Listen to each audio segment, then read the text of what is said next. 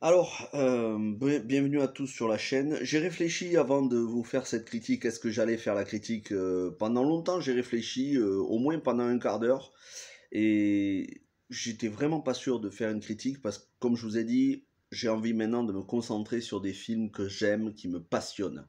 Mais je me suis dit que c'était intéressant de vous parler de Eau profonde, parce que c'est probablement un des derniers films de ce genre dont je vais parler sur la chaîne pour me concentrer sur des films qui, pour le coup, peuvent ne pas plaire à d'autres, mais qui, moi, me passionnent, à commencer par les adaptations de jeux vidéo, que certains considèrent comme des nanars. Je préfère, mais à des années-lumière de ce genre de film qui se dit pseudo-film d'auteur. Eau profonde, un film de Adrian Lyne, très connu pour avoir réalisé Flashdance, l'échelle de Jacob, mais surtout Liaison fatale, Proposition indécente et Infidèle. Donc un réalisateur à la réputation sulfureuse qui fait des thrillers érotiques entre guillemets, il se passe rien dans le film, et qui a ce statut de film intellectuel qui se veut profond, qui se veut bouleversant, dramatique. Alors ici, il a un casting qui, à la base, est un casting anormatif, parce que quand on a le talent de Ben Affleck, de Ana de Armas et beaucoup d'autres acteurs secondaires, notamment Tracy Letts, qu'on a vu dans Le Mans 66, quand on a un casting comme ça, normalement, on doit faire quelque chose de grandiose. Ici, c'est écrit par un réalisateur, auteur que je n'apprécie pas, Sam Levinson, à qui on doit déjà le catastrophique et inutile Malcolm et Marie, qui était verbeux, pompeux, qui se perdait dans des dialogues d'une inutilité, bref, une catastrophe, qui était un film qui se voulait arty, parce que en noir et blanc. Donc Sam Levinson, c'est déjà quelqu'un que j'apprécie pas en tant qu'auteur. J'aime pas sa manière d'écrire, j'aime pas les histoires qu'il écrit, j'aime pas la manière de les mettre en scène, j'aime pas les dialogues. Et ici, il coécrit le scénario de ce thriller soi-disant érotique qui n'a absolument rien de sulfureux, qui est d'un ennui mortel. Alors, le thriller, je vous dis le synopsis, il n'y aura pas de spoiler, mais en même temps, il n'y a rien à spoiler tellement c'est d'une platitude infinie. On a un couple, le mari Ben Affleck, la femme Ana de Armas.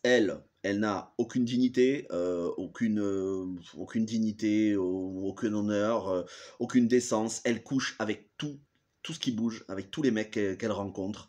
C'est une prostituée, hein, pour le dire sans aller dans la vulgarité.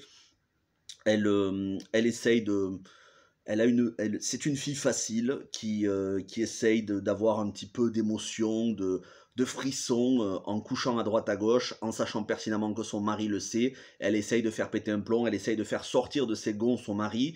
Son mari qui lui est quand même quelqu'un d'extrêmement intelligent de par son boulot professionnel. Et on sent quand même qu'il a un QI plus élevé que la moyenne.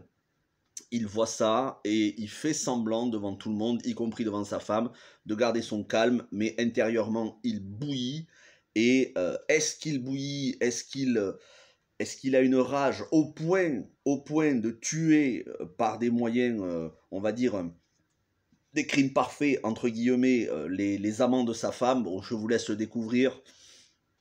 Toujours est-il que les amants de sa femme disparaissent autour d'elle mystérieusement. Voilà, c'est ça le scénar du film. Et honnêtement, on voit pendant 2 heures, on voit Ben Affleck fixer Ana de Armas du regard, un regard tantôt bienveillant, un regard tantôt curieux, un regard tantôt énervé. Et elle, on la voit rigoler et se faire prendre par des tonnes de mecs différents. C'est ça le film. Voilà, c'est ça le film. C'est ennuyeux. C'était vraiment une torture de regarder ce film jusqu'au bout. C'est plat, il n'y a presque pas de rebondissement, ça commence à être intéressant vraiment au bout de 1 heure, et il y a un tel ventre mou au milieu du film que j'ai été obligé de regarder en accéléré pendant au moins 5 ou 10 minutes, de le regarder en accéléré. Ça part dans des dialogues interminables où on a des couples bobos qui s'invitent chez eux et qui font la fête dans des villas luxueuses, ils sont pétés de thunes, ils fument des petits joints par-ci par-là. Bref, une espèce de gratin, entre guillemets, de bobos intellectuels qui se la pètent, qui ont tous un travail qui leur fait gagner beaucoup d'argent et qui sont un petit peu au-dessus de la société. Et on a Ben Affleck qui, lui, est mystérieux, on ne sait pas exactement ce qu'il veut. Dans la deuxième partie, bien évidemment, ça va bouger un petit peu, et heureusement d'ailleurs. Ce film devait sortir au cinéma. Il n'est pas sorti au cinéma à cause du Covid. Finalement, ils ont décidé de le sortir sur Hulu et en France, chez nous, sur Amazon Prime. J'ai envie de dire heureusement qu'il n'est pas sorti au cinéma, déjà parce que ça aurait été un échec, et surtout parce que ça fait téléfilm du dimanche après-midi sur TF1. Et il y a des téléfilms du dimanche après-midi sur TF1, mais qui sont tellement plus qualitatifs en matière d'intrigue, de dialogue. Ici, on a des dialogues qui sont répétitifs. Ça ne veut rien dire. Les personnages se regardent dans le blanc des yeux. Ils sont mono-expressifs. Et c'est terrible quand vous avez des acteurs-actrices qui sont vraiment très bons. Moi, Ben Affleck, c'est un acteur que j'aime énormément. Ana de Armas, elle a un potentiel, mais c'est hallucinant, le talent qu'elle peut avoir. Et ici, ils se regardent dans le blanc des yeux avec des dialogues qui tournent en rond, qui ne veulent rien dire.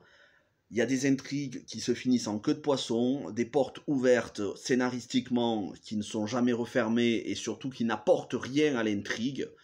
C'est un thriller qui se veut palpitant, mais qui en fait vous endort. Ça a été difficile, je vous dis, hein, le film dure 1h56, ça a été très dur d'arriver jusqu'au bout.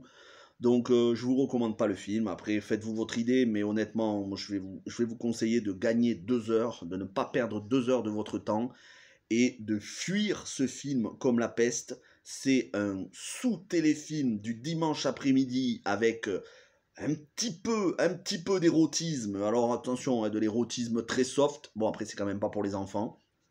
Si je devais retrouver...